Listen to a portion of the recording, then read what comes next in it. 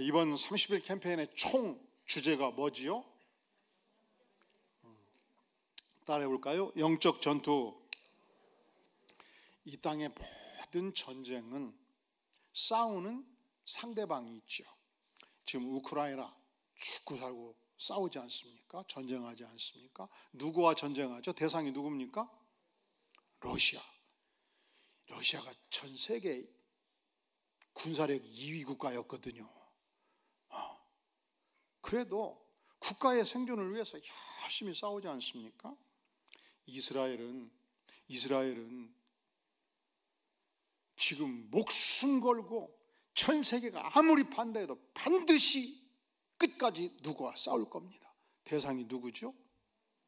하마스. 절대로 물러서지 않을 거예요. 독한 민족이요. 죽기 살기 할 게 반드시 제거할 거예요. 여러분, 우리가 전쟁에 승리하려면 내가 싸우는 대상이 누군가를 명확해야 돼요. 막연하게 싸우면 반드시 패배하지 않겠습니까? 그러면 우리가 하나님의 백성으로서 우리가 싸우는 영적 전투의 대상이 누굴까요? 누구와 싸워요?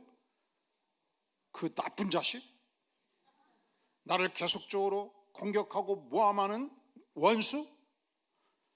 자, 우리 12절 천천히 읽어볼까요? 에베소서 6장 12절 시작.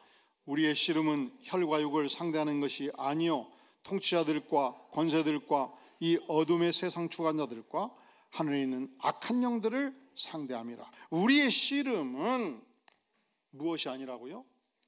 혈과 육이 아니에요. 혈과 육이 뭘까요? 피 끓고 근육을 가진 인간과 싸우지 아니한다. 인간은 우리가 싸우는 공격의 대상이 아니다. 그래도 목사님 출근하면요 계속 나를 모함하고요, 내가 없을 때 직원들에게 계속적으로 거짓말하고요, 그 원수 같은 자식 내가 반드시 제거해야지, 안 되겠어요. 그러면 하나님의 백성의 삶이 아니에요. 그러면 우리는 반드시 영적 전투에서 패배하게 되는 것입니다. 우리가 싸우는 싸움의 대상은 언제든지 혈과 육의 인간이 아니다. 싸움의 대상이 누가 아니다. 싸움의 대상이 누가 아니다. 인간이 아니다. 인간은, 따라해볼게요. 인간은 사랑의 대상이다. 인간은 긍휼의 대상이다. 인간은 불쌍히 여길 대상이다. 그래도 목사님, 내 그 자식은요 도저히 못 봐줘요. 내가 3번 용서했는데요 이제는 절대로 안 돼요. 그러면 내가 지금 싸우는 대상이 누구예요? 닌겐데스네. 싸움의 대상은 언제든지 인간이 아니라는, 그럼 우리가 누구와 싸워요? 자, 12절 하반절에 보니까 통치자들, 영적 세계에서 어둠의 통치자들, 권세들, 영적 세계에서 어둠의 권세 잡은 자들, 이 어둠의 세상 주관자들, 하늘에 있는 악한 영들, 사단, 마귀, 그의 졸개들, 귀신들. 그러면 그렇게 생각하죠. 아니, 지금 21세기 초특급 과학 문명의 시대에 무슨 마귀, 사단, 귀신, 아이고, 그 귀신이 신나가는 소리를 하시면 어떡합니까? 지금 시대가 어느 시대인데요? 그렇습니다. 아무리 초특급 과학 문명 시대라 할지라도 하나님은 창세기부터 계시록까지 단 한 번도 귀신이 존재하지 않는다 증언한 적이 없습니다. 귀신이 존재한다는 거예요. 하나님께 처음 아담과 하와를 창조했을 때 아담과 하와를 향해서, 중심을 향해서 유혹하고 파괴했던 자, 그 자의 이름이 사단이었습니다. 마지막 우리 주님께서 재림할 때에 우리 예수님께서 심판주로서 이 악의 세력들을 영원한 형벌에 가두겠다고 말씀을 하신 것입니다. 그러니까 아무리 과학 문명이 발달했다 할지라도 언제든지, 따라해볼까요? 하나님의 말씀은 언제든지 옳습니다. 믿습니까? 그래서 우리가 영적 전쟁에서 신자로서 승리하려면, 살아남으려면, 이기려면 무엇이 필요한가? 첫째로, 내가 싸우는 영적 전쟁의 대상은 언제든지 인간이 아니다. 언제든지 악한 영의 세력이다. 이것을 우리가 확신하는 것입니다.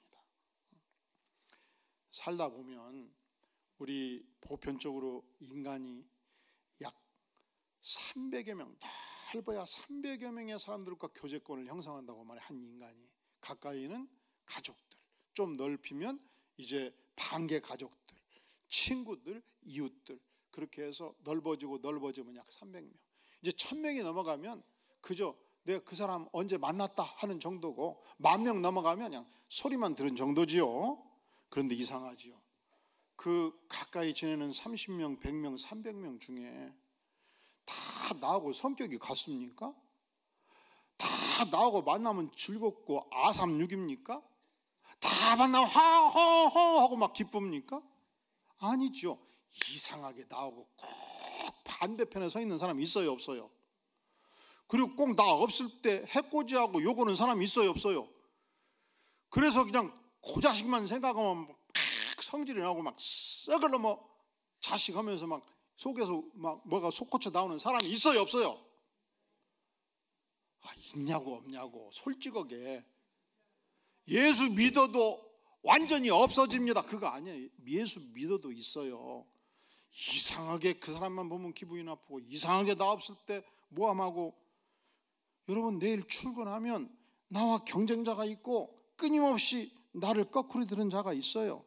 그런데 오늘 말씀은 혈과 육의 사람이 우리의 전쟁의 대상이 아니라는 것입니다. 왜냐하면 어떤 인간도, 원수도, 죄인도 사실은 모든 인생이 하나님 앞에 있으면 처절한 죄인이거든요. 그러니까 서로 어떻게 얘기해야 돼요? 불쌍히 얘기하죠. 그리고 원수 같은 그 X를 위해서 계속 기도하면 끝이 나와요. 어떤 끝이 나오냐? 인간이구나. 죄인이구나. 그 인간 안에 역사하는 사단이 악하구나. 인간은 결국 불쌍히 여길 존재구나. 여기까지 기도를 하셔야 돼요. 어디까지 기도를 해야 된다고요? 따라해보기. 인간이란 결국 불쌍히 여길 대상이다. 인간이 어떤 존재라고요? 미워하지 마세요. 나를 공격한다고, 나를 모함한다고, 나를 그렇게 욕한다고 같이 총을 쏘지 마세요. 그를 위해서 기도하면 그도 불쌍한 인간이고 그 안에서 역사하는 악한 사단을 볼 수 있어야 돼요. 끈질기게 그 영혼을 붙들고 있는 악한 사단을 보고 그 악한 사단과 싸워 이기는 것입니다.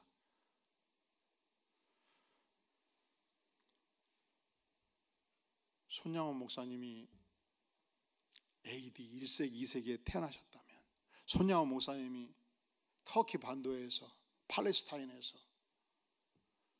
로마 제국에서 태어났다면 아마 전 세계에서 가장 1등 가는 위대한 성자로 알려져 있을 거예요. 근데 그분이 기독교 2000년 역사 속에서 맨 마지막 끄트머리 20세기에 탄생하셨고, 또 기독교 역사 속에서 한반도는 복음이 증거된 것이 150년밖에 안 되잖아요.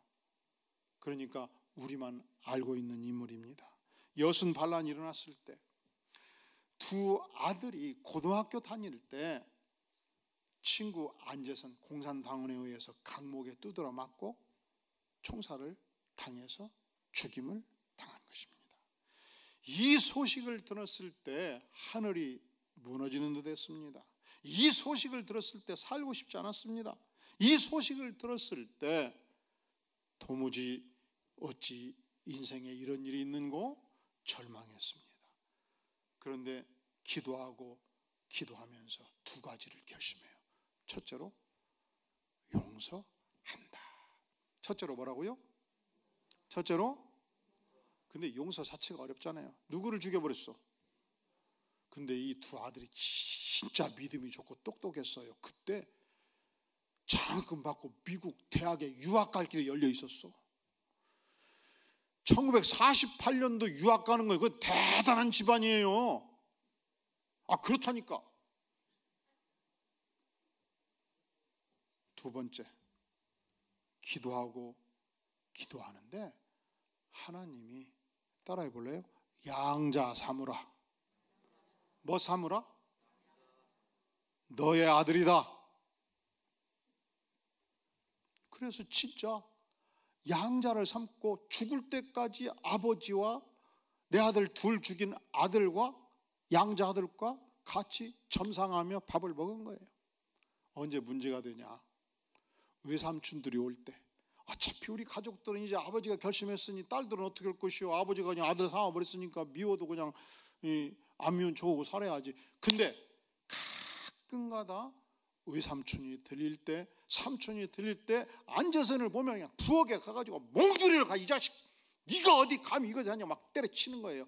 그때 안재선이는 편안하게 살아남을 길이 딱 하나 있어요. 어디 가면 살아요? 어디 가면 사냐고. 예? 학관으로 들어가면 살아요? 같이 때리면 맞아야지. 산으로 들어가면 살아요? 삼촌이 더 빠르지, 잡아버리지. 어디로 가면 살아요? 아버지 품속으로 가면 사는 거야. 한마디면 끝나는 거야. 아들 안고 내 아들이다, 내 아들이다, 내 아들이다. 그러면 삼촌이 승리하는 생애를 사는 것입니까? 아버지 손양원 목사님이 승리하는 인생을 사는 것입니까? 과연 마귀는 어떤 존재입니까? 11절에 같이 읽어볼까요? 시작. 마귀의 관계를 능히 대적하기 위하여 하나님의 전신갑주를 입으라. 마귀의 무엇? 관계. 마귀는 어떤 존재예요? 관계를 가진 존재. 마귀는 간사한 존재. 요한복음 8장 44절에서 마귀는 처음부터 살인한 자라고 그랬습니다. 살인범입니다. 마귀는 거짓말장이요 거짓의 아비라고 그랬습니다. 성도 여러분, 언제든지 우리 인생이 하나님 앞에서 진실을 최고로 알고 살면 쉬워요. 인생이 어떻게 살면 쉽다고요?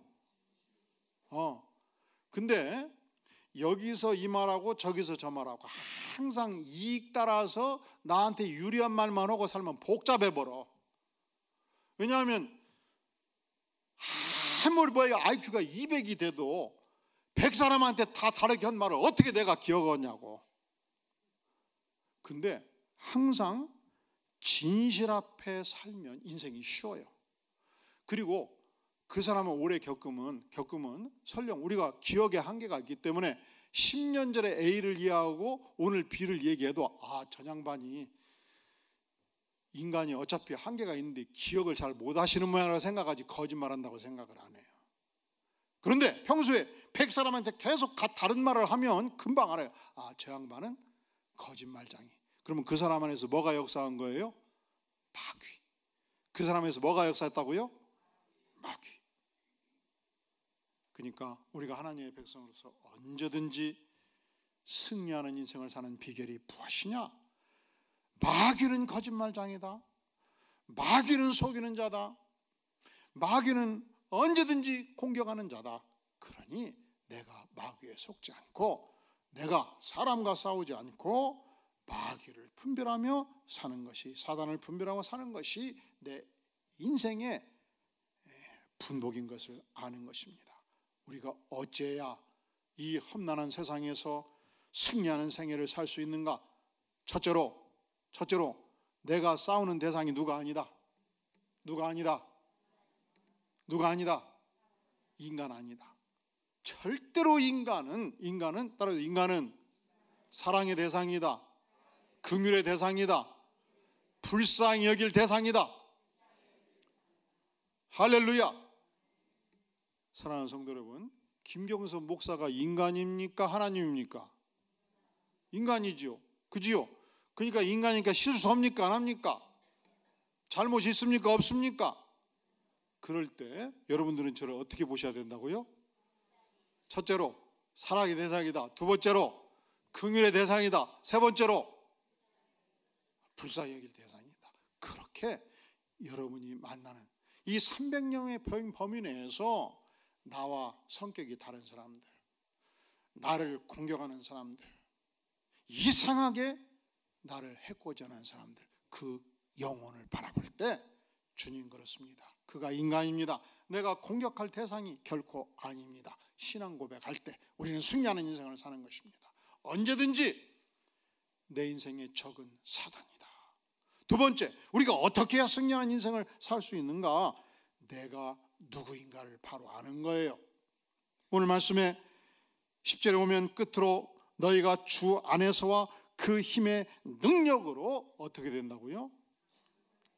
강건해지고, 우리가 주 안에 거하는 백성이 되면 강건해집니다. 나는 누구인가?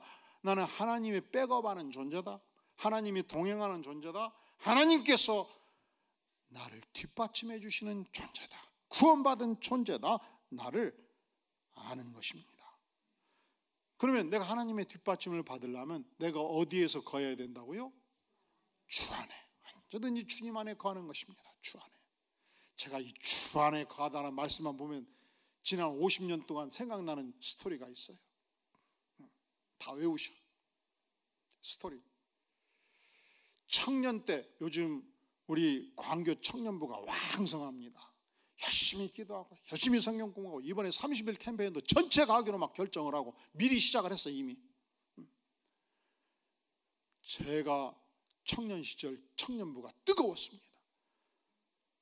그냥 학교 앞에 있었는데 그냥 아침에 가면서 들리고 끝나고 들리고 그래요. 그냥 매일 들려. 그냥 기도하고 그냥 성경 공부하고.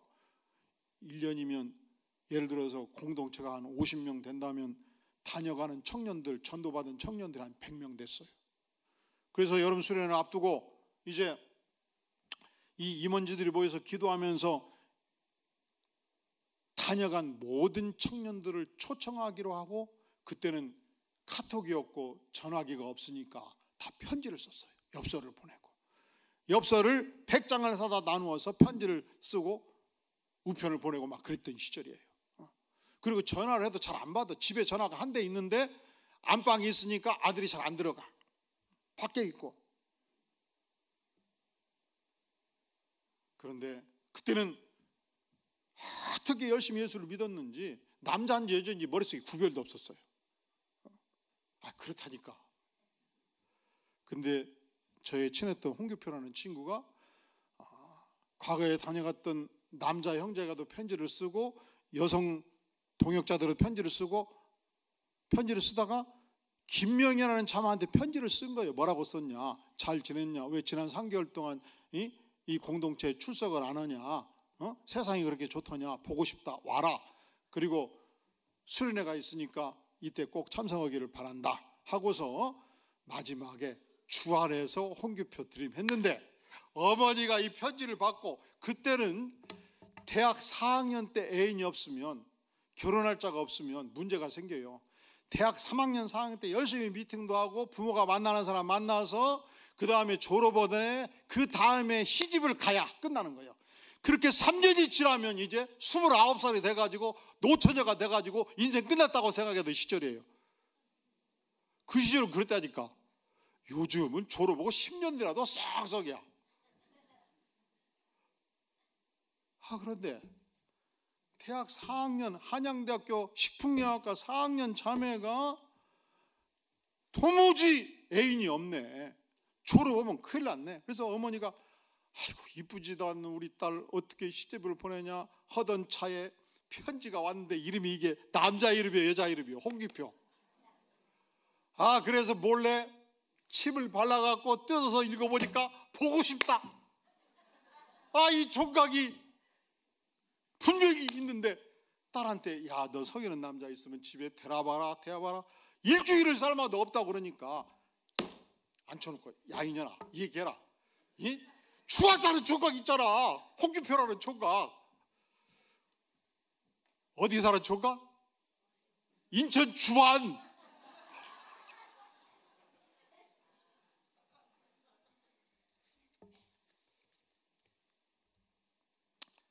그래가지고 결국 수련회로 오게 된 거예요. 근데 따라해볼까요? 주 안에서 강건해지고 주 안에 살면 반드시 강건해지는 것입니다. 그러면 다 인천 주 안으로 이사 가야 되겠네? 아니고 예수 그리스도 주 안에 살 때 우리 인생이 강건해지는 것입니다. 그 힘의 능력으로, 그리스도 예수 그리스도의 힘의 능력으로 우리가 강건해진다, 그렇게 말씀하지 않습니까? 우리 주님은 믿는 백성들을 어떤 눈으로 보시냐? 너가 내 눈에, 따라해 볼까요? 보배롭고 존귀하며 내가 너를 사랑하였은즉. 주님은 우리를 어떤 눈으로 보시냐? 구원받은 백성들을 존귀하게 보십니다. 보배롭게 보십니다. 큰 사랑으로 사랑해 주셨습니다. 이사야서 43장은 말씀하기를 너는 두려워하지 말라. 내가 너를 구속하였고 내가 너를 지명하여 불렀나니 너는 내 것이라. 따라해 볼래요? 너는 내 것이라. 그러니까 영적인 전쟁에서 우리가 승리하려면 나는 주님의 것이다. 주님은 나를 보배롭게 여기시고 존귀하게 여기신다. 주님께서 나를 지켜주시고 주님께서 내 인생을 백업해 주신다. 이 믿음을 가졌던 다윗은 수천수만의 전쟁을 치르면서 승리를 장식하게 됩니다. 그가 고백합니다. 나의 힘이 되신 여호와여, 내가 주를 사랑하나이다. 따라해 보실래요? 여호와는 나의 반석이시요 나의 요새시요 나의 방패시요 나의 산성이시로다. 하나님이 나를 직접 백업해 주신다는 거예요. 하나님이 직접 화살이 날아올 때 방패가 되어서 막아주신다는 거예요. 하나님께서 내 인생을 보호해 주시는 위대한 산성이 되신다, 그렇게 말씀해 주시는 것입니다. 우리가 하나님의 백성으로서 어떻게 승리하는 삶을 살 수 있냐? 첫째로, 우리가 싸우는 대상이 누가 아니다. 우리의 싸우는 대상은 누구다? 두 번째로, 우리가 이 땅에서 승리하는 생애를 살기 위해서는 내가 누구인가? 나는 하나님의 보호를 받은 구원받은 백성이다. 이 정체성을 확립하는 것입니다. 세 번째, 이 영적인 전쟁에서 우리는 어떻게 승리할 수 있는가? 11절 하반절, 마귀의 관계를 능히 대적하기 위하여, 따라해 볼래요? 하나님의 전신갑주를 입으라. 하나님의 전신갑주가 무엇인가?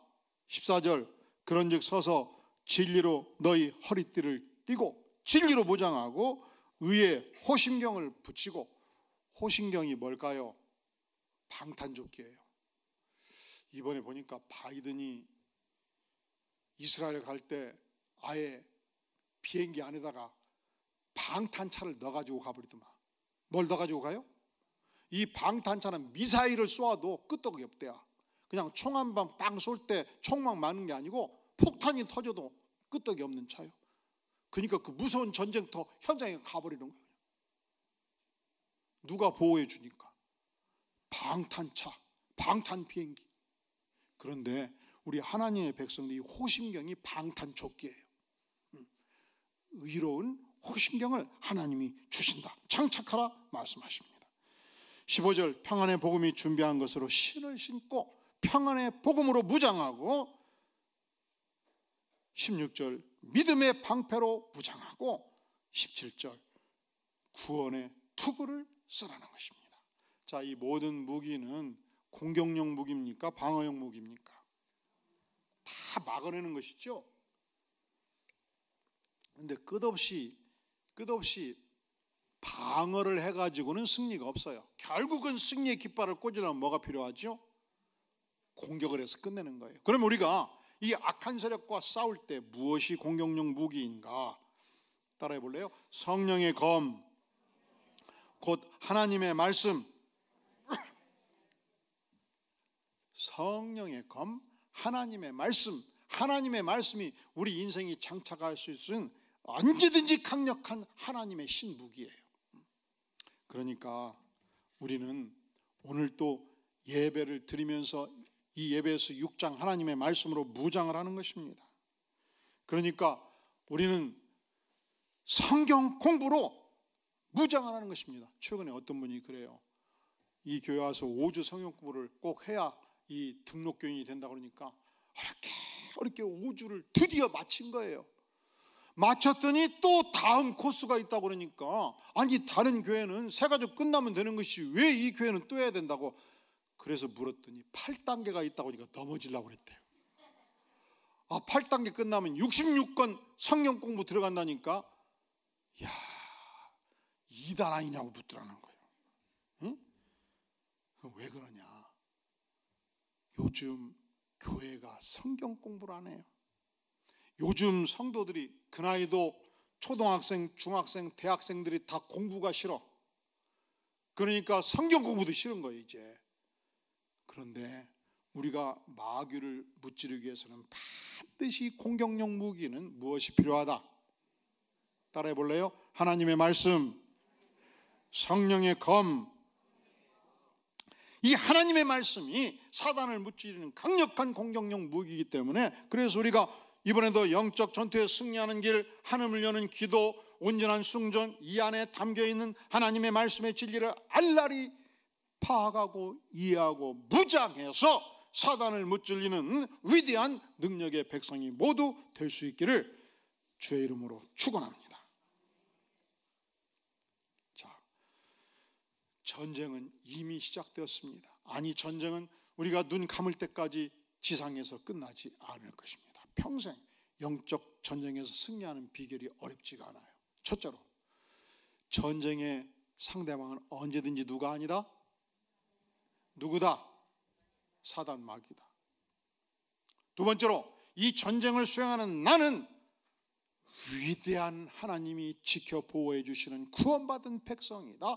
하나님이 함께 싸워주신다. 그러니 세 번째로, 전신갑주로 무장해서 신무기로 무장해서 싸우자. 특별히 하나님의 말씀으로 무장해서 싸우자. 마지막으로, 어찌해야 우리가 이 엄정한 영적 전투에서 승리하는 삶을 살 수 있을 것인가? 같이 따라해 볼래요? 믿음에 굳게 서서 감사함을 넘치게 하라. 바울 사도는 고린도서 2장 7절에서 믿음에 굳게 서라, 감사함을 넘치게 하라. 여러분, 우리가 하나님께 날마다 감사할 때 마귀가 놀래 자빠져 버려요. 날마다 감사할 때 문 열고 들어가다가 도망쳐 버려요. 대문. 날마다 감사할 때 혹시 대문을 뚫고 들어와서도 마음에 들어가다가 마음의 문에서 쓰러져 버려요. 따라해 볼래요? 감사함을 넘치게 하라. 오늘 영상을 보니까 그 유명한 배우들이 그 유명한 상을 받으면서 전혀 내가 이렇게 유명한 배우인데 하나님을 고백하면 사람들이 나를 어떻게 생각할까, 이런 생각 없이 먼저 이 부족한 사람한테 이 대상을 주신 하나님께 감사하며 영광을 돌립니다. 내가 하나님을 몰랐다면 이 상이 내가 잘나서 받은 걸로 착각할 뻔했는데 하나님을 알게 해주셔서 감사합니다. 이런 고백을 하잖아요.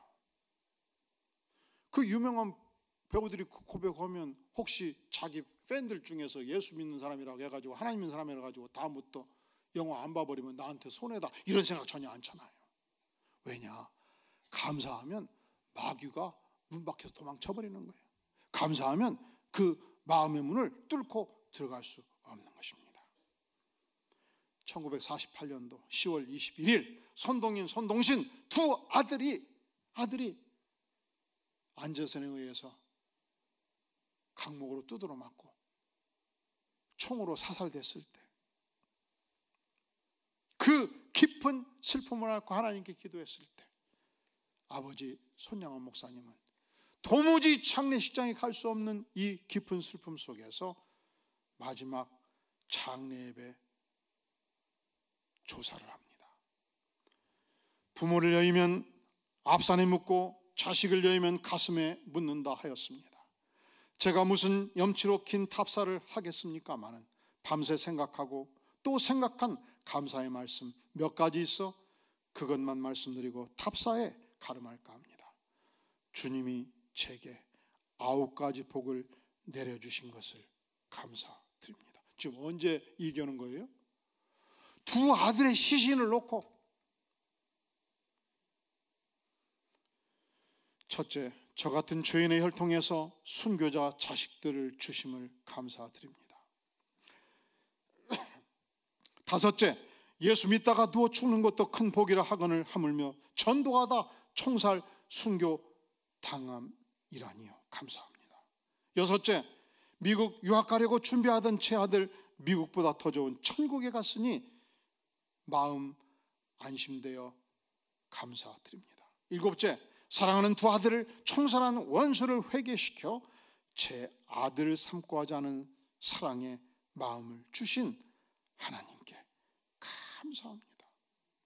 이 고통 중에 손양원 목사님이 감사를 드릴 수 있었다면, 사랑하는 성도 여러분, 여러분은 오늘의 삶 속에서 과연 무엇을 어떻게 감사해야 될지 예배 중, 예배 끝나고 집에 가는 동안, 이번 일주일 동안 깊이 묵상하면서 하나님께 감사하는 축복의 생애 되시기를 주의 이름으로 축원합니다.